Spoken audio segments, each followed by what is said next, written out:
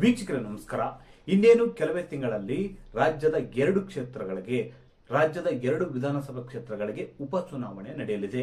ಕಾಂಗ್ರೆಸ್ ಪಕ್ಷದ ಹಿರಿಯ ನಾಯಕರಾಗಿದ್ದ ಶಾಮನೂರು ಶಿವಶಂಕರಪ್ಪ ಹಾಗೂ HY ಮೇಟಿ ನಿಧನ ಹಿನ್ನೆಲೆಯಲ್ಲಿ ಬಾಗಲಕೋಟೆ ಹಾಗೂ ದಾವಣಗೆರೆ ದಕ್ಷಿಣ ವಿಧಾನಸಭಾ ಕ್ಷೇತ್ರಕ್ಕೆ ಉಪಚುನಾವಣೆ ನಡೆಯಲಿದೆ.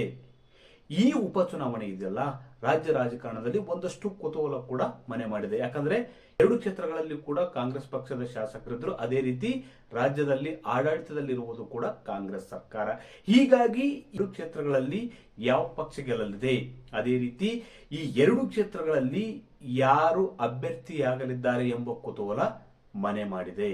ಹಾಗಾದ್ರೆ ಬಾಗಲಕೋಟೆ ವಿಧಾನಸಭಾ ಕ್ಷೇತ್ರದ ಉಪಚುನಾವಣೆಯಲ್ಲಿ ಕಾಂಗ್ರೆಸ್ ಮತ್ತು ಬಿಜೆಪಿಯ ಅಭ್ಯರ್ಥಿ ಯಾರಾಗ್ತಾರೆ, ಅದೇ ರೀತಿ ದಾವಣಗೆರೆ ದಕ್ಷಿಣ ವಿಧಾನಸಭಾ ಕ್ಷೇತ್ರದ ಉಪಚುನಾವಣೆಯಲ್ಲಿ ಕಾಂಗ್ರೆಸ್ ಪಕ್ಷದ ಅಭ್ಯರ್ಥಿ ಯಾರಾಗ್ತಾರೆ, ಹಾಗೆ ಬಿಜೆಪಿಯ ಅಭ್ಯರ್ಥಿ ಯಾರಾಗ್ತಾರೆ ನೋಡಿ. ಶಾಮನೂರು ಶಿವಶಂಕರಪ್ಪ ಹಾಗೂ HY ಮೇಟಿ ನಿಧನ ಹಿನ್ನೆಲೆಯಲ್ಲಿ ಈ ಎರಡು ಕ್ಷೇತ್ರಗಳಿಗೆ ಅಂದ್ರೆ ಬಾಗಲಕೋಟೆ ವಿಧಾನಸಭಾ ಕ್ಷೇತ್ರ, ಅದೇ ರೀತಿ ದಾವಣಗೆರೆಯ ದಕ್ಷಿಣ ಕ್ಷೇತ್ರಕ್ಕೆ ಉಪಚುನಾವಣೆ ನಡೆಯಲಿದೆ. ಈ ಎರಡು ಕ್ಷೇತ್ರಗಳು ಸದ್ಯ ಕಾಂಗ್ರೆಸ್ ಪಕ್ಷದ ಶಾಸಕರಿದ್ರು. ಈ ಶಾಸಕರು ನಿಧನ ಹಿನ್ನೆಲೆಯಲ್ಲಿ ಈ ಎರಡು ಕ್ಷೇತ್ರಗಳಿಗೆ ಉಪಚುನಾವಣೆ ನಡೆಯಲಿದೆ. ನಿಧನ ಹಿನ್ನೆಲೆಯಲ್ಲಿ 6 ತಿಂಗಳೊಳಗೆ ಉಪಚುನಾವಣೆ ನಡೆಯಬೇಕು. ಅದರಂತೆ ಚುನಾವಣೆ ಆಯೋಗ ಈಗಾಗಲೇ ಒಂದಷ್ಟು ಸಿದ್ಧತೆ ಕೂಡ ಮಾಡಿಕೊಳ್ಳತೊಡಗಿದೆ ಅಂತ ಕೂಡ ಹೇಳಲಾಗ್ತದೆ. ಇಲ್ಲಿ ಪ್ರಮುಖವಾಗಿ ಗಮನಿಸಬೇಕಾದ ಅಂಶ ಏನಪ್ಪಾ ಅಂದ್ರೆ, ಈ ಎರಡು ಕ್ಷೇತ್ರಗಳಲ್ಲಿ ಕಾಂಗ್ರೆಸ್ ಮತ್ತು ಬಿಜೆಪಿಯ ಅಭ್ಯರ್ಥಿ ಯಾರಾಗ್ತಾರೆ ಎಂಬುದು ಕೂಡ ಕುತೂಹಲ ಮೂಡಿಸಿದೆ. ಮೊದಲನೇದಾಗಿ ಬಾಗಲಕೋಟೆ ವಿಧಾನಸಭಾ ಕ್ಷೇತ್ರದ ಉಪಚುನಾವಣೆಯಲ್ಲಿ ಬಿಜೆಪಿಯ ಅಭ್ಯರ್ಥಿ ಕುರಿತು ತುಂಬಾ ಚರ್ಚೆಯಾಗ್ತದೆ. ಯಾಕಂದ್ರೆ 2023 ವಿಧಾನಸಭೆ ಚುನಾವಣೆಯಲ್ಲಿ ವೀರಣ್ಣ ಚರಂತಿಮಠ ಅವರು ಬಿಜೆಪಿಯ ಅಭ್ಯರ್ಥಿಯಾಗಿದ್ರು. ಕೇವಲ 5,800 ಚಿಲ್ಲರೆ ವೋಟುಗಳಿಂದ ಮಾತ್ರ ಸೋಲನ್ನು ಅನುಭವಿಸಿದ್ರು. ಅಂದ್ರೆ ಬಿಜೆಪಿಯಲ್ಲಿ ಅವತ್ತು ಬಂಡಾಯವಿದ್ದರಿಂದ ಬಿಜೆಪಿ ಅಲ್ಪ ಮತದಲ್ಲಿ ಸೋಲನ್ನು ಅನುಭವಿಸಿತ್ತು. HY ಮೇಟಿ ಕಾಂಗ್ರೆಸ್ನಿಂದ ಗೆಲುವು ಸಾಧಿಸಿದ್ರು. ಆದ್ರೆ ಈ ಬಾರಿ ಉಪಚುನಾವಣೆಯಲ್ಲಿ ಬಿಜೆಪಿ ತುಂಬಾ ಉತ್ಸಾಹದಲ್ಲಿದೆ. ಈ ಬಾರಿಯ ಉಪಚುನಾವಣೆಯಲ್ಲಿ ಬಿಜೆಪಿ ಗೆಲ್ಲುವ ನಿರೀಕ್ಷೆಯಲ್ಲಿದೆ. ನೋಡಿ, ಈ ಬಾರಿ ಬಿಜೆಪಿಯಲ್ಲಿ ಯಾವುದೇ ಬಂಡಾಯವಿಲ್ಲ. ಅದೇ ರೀತಿ ಉತ್ತಮ ಸಂಘಟಕರಾಗಿದ್ದಾರೆ ವೀರಣ್ಣ ಚರಂತಿಮಠ. ಹಾಗೆ ಇಲ್ಲಿ ಲಿಂಗಾಯತ ಮತಗಳು ತುಂಬಾ ಡಾಮಿನೇಟೆಡ್ ಆಗಿವೆ. ಲಿಂಗಾಯತ ಮತಗಳು, ಸಾಂಪ್ರದಾಯಿಕ ಮತಗಳು, ಅದೇ ರೀತಿ ಅಲ್ಪ ಸ್ವಲ್ಪ ಹಿಂದುಳಿದ ವರ್ಗದ ಮತಗಳು ಇಲ್ಲಿ ಬಿಜೆಪಿಯ ಮತ ಬ್ಯಾಂಕ್ ಆಗಿವೆ. ಅದರಲ್ಲಿ ವಿಶೇಷವಾಗಿ ಬಾಗಲಕೋಟೆ ವಿಧಾನಸಭಾ ಕ್ಷೇತ್ರದಲ್ಲಿ ಬಿಜೆಪಿ ಶಕ್ತಿ ಅಂದ್ರೆ ಅದು ಲಿಂಗಾಯತ ಮತಗಳು. 30,000ಕ್ಕೆ ಹೆಚ್ಚು ಬಸವೇಶ್ವರ ಶಿಕ್ಷಣ ಸಂಸ್ಥೆಯ ಮತಗಳೇ ಇವೆ.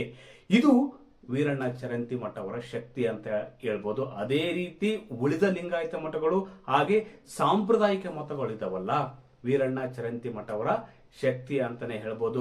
ಅಷ್ಟೇ ಅಲ್ಲ, ಅಲ್ಪ ಸ್ವಲ್ಪ ಹಿಂದುಳಿದ ವರ್ಗದ ಮತಗಳು ಕೂಡ ಬಿಜೆಪಿಯತ್ತ ಸೆಳೆಯುವಲ್ಲಿ ವೀರಣ್ಣ ಚರಂತಿಮಠ ಅವರು ಎತ್ತಿದ ಕೈ ಅಂತ ಕೂಡ ಹೇಳಲಾಗ್ತದೆ.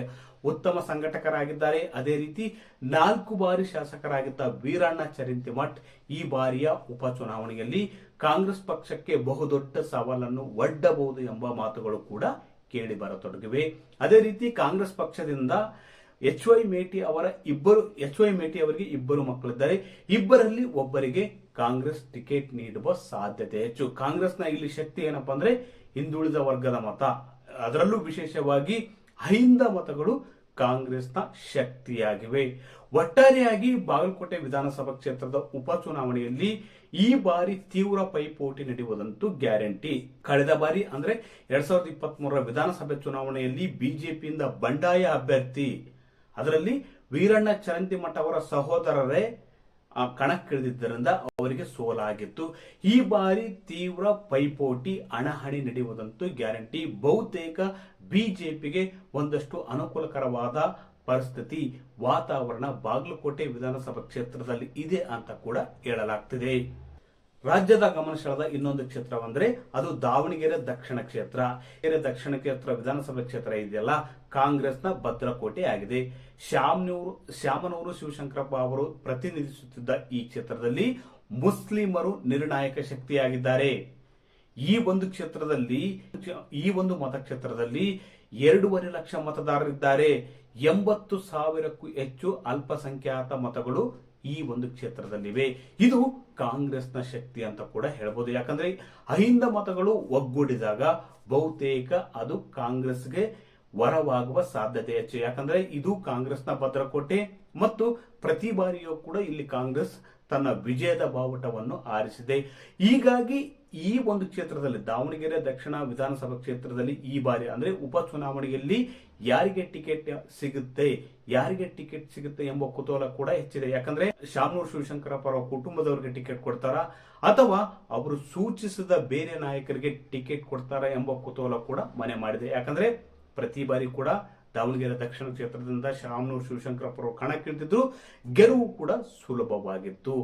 ಒಂದು ಮೂಲದ ಪ್ರಕಾರ ಎಸ್ ಮಲ್ಲಿಕಾರ್ಜುನ್ ಅಂದ್ರೆ ಕೈಗಾರಿಕಾ ಸಚಿವರಾಗಿರ್ತಕ್ಕಂಥ ಎಸ್ ಮಲ್ಲಿಕಾರ್ಜುನ್ ಅವರ ಮಗನಾಗಿರುವ ಸಮರ್ಥ ಅವರಿಗೆ ಕಾಂಗ್ರೆಸ್ ಟಿಕೆಟ್ ಸಿಗುತ್ತೆ ಎಂಬ ಮಾತುಗಳು ಕೂಡ ಕೇಳಿ ಬರತೊಡಗಿವೆ.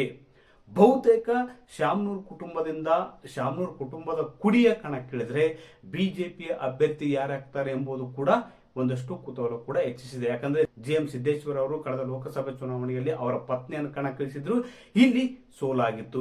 ಈ ಸೋಲಿಗೆ ಕಾರಣ BS ಯಡಿಯೂರಪ್ಪ ಅವರ ಆಪ್ತರು ಎಂಬ ಆರೋಪ ಕೂಡ GM ಸಿದ್ದೇಶ್ವರ್ ಹಾಗೂ ಅವರ ತಂಡ ಕೂಡ ಮಾಡಿತ್ತು. ಹೀಗಾಗಿ ಬಹುತೇಕ ಬಿಜೆಪಿಯಿಂದ ಕೂಡ GM ಸಿದ್ದೇಶ್ವರ ಅವರಿಗೆ ಟಿಕೆಟ್ ನೀಡುವುದಕ್ಕೆ ಬಿಜೆಪಿ ನಾಯಕತ್ವ ಗ್ರೀನ್ ಸಿಗ್ನಲ್ ಕೊಡುವ ಸಾಧ್ಯತೆ ಹೆಚ್ಚು. ದಾವಣಗೆರೆ ದಕ್ಷಿಣ ವಿಧಾನಸಭಾ ಕ್ಷೇತ್ರದಲ್ಲಿ ಹಣಾಹಣಿ ಪೈಪೋಟಿ ಜೋರಾಗಲಿದೆ.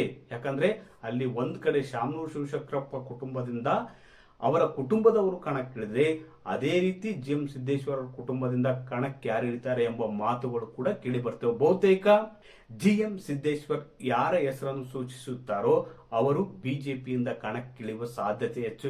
ಇಲ್ಲಂದ್ರೆ ಬಹುತೇಕ GM ಸಿದ್ದೇಶ್ವರ ಅವರ ಕುಟುಂಬದಿಂದ ಅಥವಾ ಅವರ ಪತ್ನಿಯೇ ಈ ಉಪಚುನಾವಣೆಯಲ್ಲಿ ಅಭ್ಯರ್ಥಿಯಾದ್ರೂ ಕೂಡ ಅಚ್ಚರಿ ಪಡಬೇಕಲ್ಲ. ಅದೇ ರೀತಿ ಕಾಂಗ್ರೆಸ್ ಪಕ್ಷದಿಂದ ಬಹುತೇಕ ಶಾಮನೂರು ಶಿವಶಂಕರಪ್ಪ ಕುಟುಂಬದಿಂದ ಅವರ ಕುಟುಂಬದ ಕುಡಿಯೇ ಅಥವಾ ಎಸ್ ಮಲ್ಲಿಕಾರ್ಜುನ್ ಅವರ ಮಗ ಕಣಕ್ಕಿಳಿಯಲಿದ್ದಾರೆ ಎಂಬ ಮಾತುಗಳು ಕೇಳಿ ಬರ್ತೇವೆ. ಅದೇ ರೀತಿ ಅವರ ಪುತ್ರರಾಗಿರುವ ಅಂದ್ರೆ ಶಾಮನೂರು ಶಿವಶಂಕರಪ್ಪ ಅವರ ಪುತ್ರರಾಗಿರುವ ಗಣೇಶ್ ಅಥವಾ ಬಕ್ಕೇಶ್ ಅವರು ಕೂಡ ಕಣಕ್ಕಿಳಿದ್ರು ಕೂಡ ಇಲ್ಲಿ ಅಚ್ಚರಿ ಪಡಬೇಕಾಗಿಲ್ಲ. ಒಟ್ಟಾರೆಯಾಗಿ ಬಾಗಲಕೋಟೆ ಹಾಗೂ ದಾವಣಗೆರೆ ದಕ್ಷಿಣ ವಿಧಾನಸಭಾ ಕ್ಷೇತ್ರಕ್ಕೆ ಇನ್ನೇನು ಕೆಲವೇ ತಿಂಗಳಲ್ಲಿ ಉಪಚುನಾವಣೆ ನಡೆಯಲಿದೆ. ಈ ಉಪಚುನಾವಣೆಯಲ್ಲಿ ಬಹುತೇಕ ಬಾಗಲಕೋಟೆ ವಿಧಾನಸಭೆ ಕ್ಷೇತ್ರದ ಉಪಚುನಾವಣೆಯಲ್ಲಿ ಬಿಜೆಪಿಯಿಂದ ವೀರಣ್ಣ ಚರಂತಿಮಠ ಅವರು ಅಭ್ಯರ್ಥಿಯಾಗುವುದು ಗ್ಯಾರಂಟಿ ಎಂಬ ಮಾತುಗಳು ಕೂಡ ಕೇಳಿ ಬರ್ತವೆ. ಅದೇ ರೀತಿ ಕಾಂಗ್ರೆಸ್ನಿಂದ HY ಮೇಟಿ ಅವರ ಇಬ್ಬರು ಪುತ್ರರಲ್ಲಿ ಒಬ್ಬರಿಗೆ ಕಾಂಗ್ರೆಸ್ ಟಿಕೆಟ್ ಸಿಗುವುದು ಖಚಿತ ಕೂಡ ಅಂತ ಹೇಳಲಾಗ್ತದೆ. ಯಾಕಂದ್ರೆ ಅವರ ನಿಧನ ಹಿನ್ನೆಲೆಯಲ್ಲಿ ಆ ಕ್ಷೇತ್ರದಲ್ಲಿ ಒಂದಷ್ಟು ಅನುಕಂಪ ಕೂಡ ಇರುತ್ತೆ. ಅದೇ ರೀತಿ ದಾವಣಗೆರೆ ದಕ್ಷಿಣ ಕ್ಷೇತ್ರದಲ್ಲಿ ಕೂಡ ಇದೇ ಒಂದು ನಿಯಮವನ್ನು ಕೂಡ ಕಾಂಗ್ರೆಸ್ ಪಾಲಿಸುವ ಸಾಧ್ಯತೆ ಹೆಚ್ಚು. ಯಾಕಂದ್ರೆ ಶಾಮನೂರು ಶಿವಶಂಕರಪ್ಪ ಕುಟುಂಬ ಯಾರ ಹೆಸರನ್ನು ಸೂಚಿಸುತ್ತೋ ಅವರಿಗೆ ಟಿಕೆಟ್ ನೀಡಬಹುದು, ಇಲ್ಲವೇ ಅವರ ಕುಟುಂಬದಿಂದ ಒಬ್ಬರು ಅಖಾಡಕ್ಕಿಳಿಯಬಹುದು. ಅದೇ ರೀತಿ ಬಿಜೆಪಿಯಿಂದ ಕೂಡ GM ಸಿದ್ದೇಶ್ವರ ಅವರು ಯಾರನ್ನು ಸೂಚಿಸುತ್ತಾರೋ ಅವರು ಅಖಾಡಕ್ಕಿಳಿಯಬಹುದು, ಇಲ್ಲವೇ ಅವರ ಶ್ರೀಮತಿಯೇ ಉಪಚುನಾವಣೆಯ ಅಖಾಡಕ್ಕಿಳಿಯುವುದು ಗ್ಯಾರಂಟಿ ಎಂಬ ಮಾತುಗಳು ಕೂಡ ಕೇಳಿಬರ್ತಿವೆ. ಒಟ್ಟಾರೆಯಾಗಿ ಮುಂಬರುವ ಇನ್ನೇನು ಕೆಲವೇ ತಿಂಗಳಲ್ಲಿ ಈ ಎರಡು ಕ್ಷೇತ್ರಗಳಿಗೆ ಉಪಚುನಾವಣೆ ನಡೆಯಲಿದ್ದು, ಈ ಉಪಚುನಾವಣೆಯಲ್ಲಿ ಅಭ್ಯರ್ಥಿಗಳು ಯಾರಾಗ್ತಾರೆ, ಫಲಿತಾಂಶ ಏನಾಗಲಿದೆ ಎಂಬುದು ರಾಜ್ಯದ ಜನರ ಕುತೂಹಲ ಹೆಚ್ಚಿಸಿದೆ. ವೀಕ್ಷಕರೇ, ಈ ಮಾಹಿತಿ ನಿಮಗೆ ಇಷ್ಟವಾದಲ್ಲಿ ವಿಡಿಯೋ ಶೇರ್ ಮಾಡಿ, ಲೈಕ್ ಮಾಡಿ, ಕಮೆಂಟ್ ಮಾಡಿ.